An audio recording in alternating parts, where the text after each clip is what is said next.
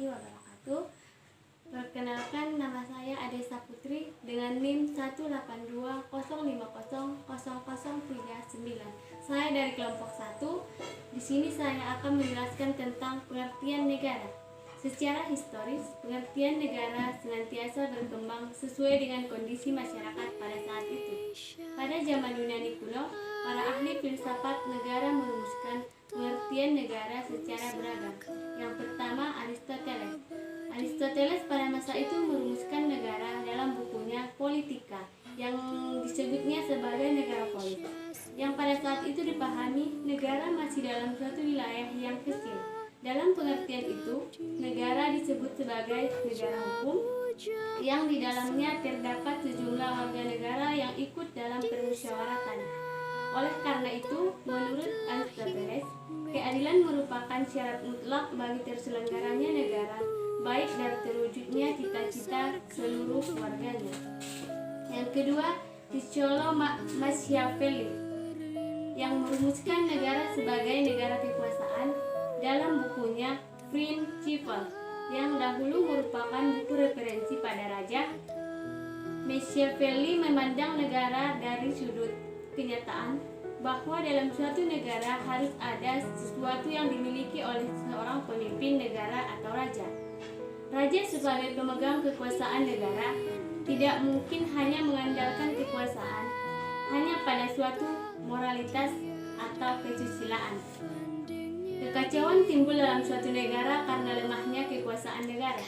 Bahkan yang lebih terkenal lagi, ajaran Machiavelli tentang tujuan yang dapat menghalalkan segala cara.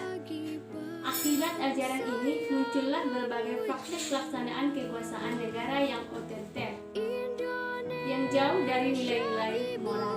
Berikut ini konsep pengertian negara modern. Roger Hassauto mengemukakan bahwa negara adalah alat-alat agensi atau wewenang yang mengatur untuk mengendalikan persoalan-persoalan bersama atas nama masyarakat. Karakteristik negara Indonesia memiliki suatu identitas yang dapat menjadi penciri atau membangun jati diri bangsa Indonesia.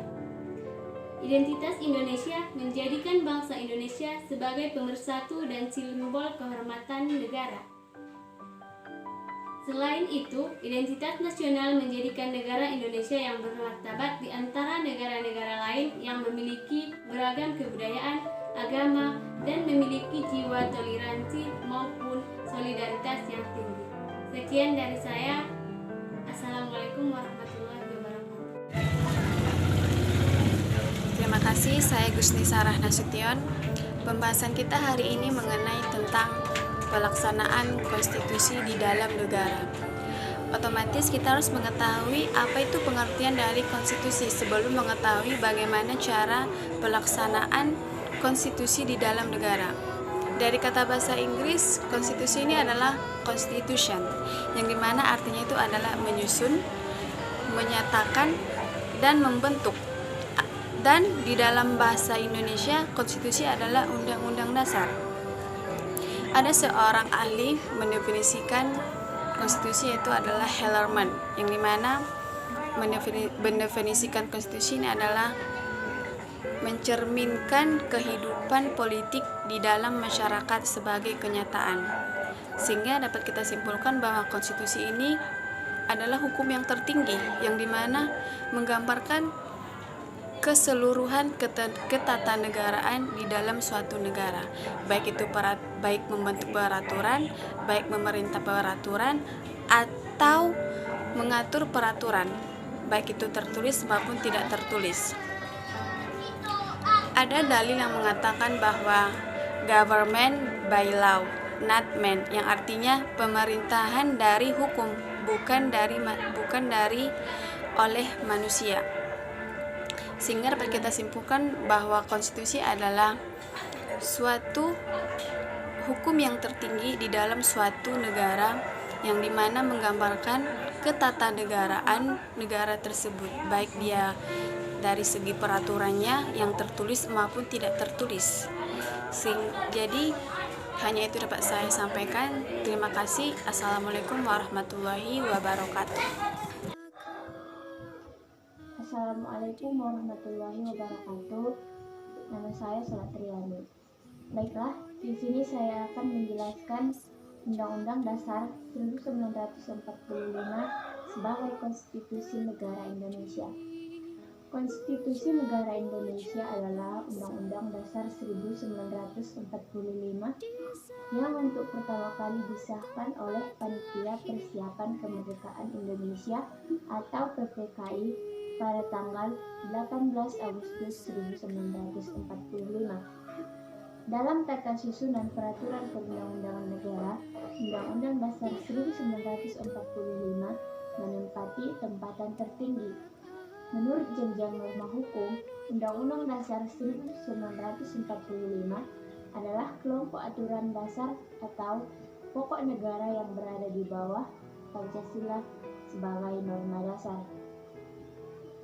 Konstitusi yang pernah berlaku di Indonesia dalam sejarahnya sejak proklamasi 17 Agustus 1945 hingga sekarang, di Indonesia telah berlaku 3 macam undang-undang dasar dalam empat periode, yaitu yang pertama periode 18 Agustus 1945 sampai 27 Desember 1949 berlaku, yaitu Undang-Undang Dasar 1945.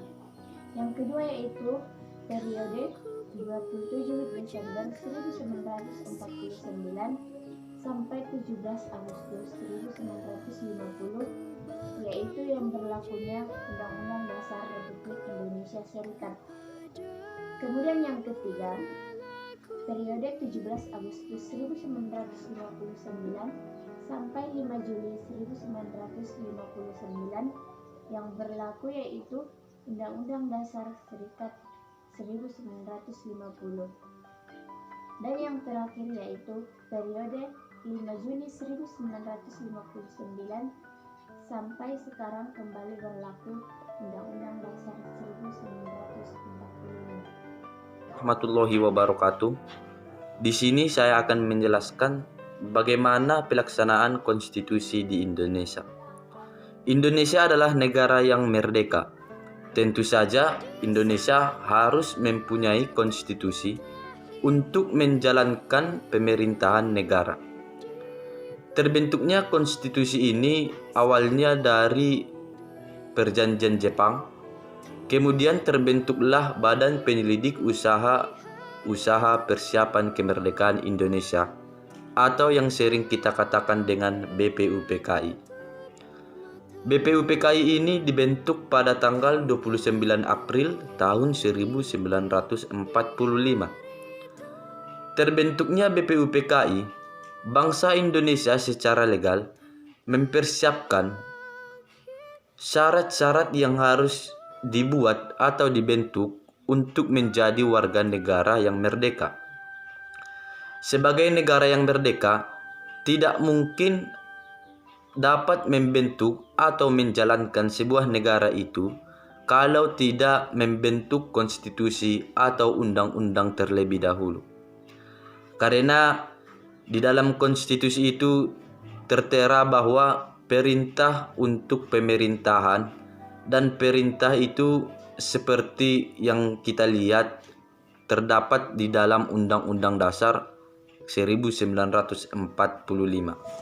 Samping itu, batang tubuh Undang-Undang Dasar 1945 juga menyebutkan kekuasaan yang lain sehingga jelas bahwa Undang-Undang Dasar 1945 sebagai Konstitusi Republik Indonesia untuk membuat ketentuan-ketentuan pokok dan menjalankan pemerintahan negara.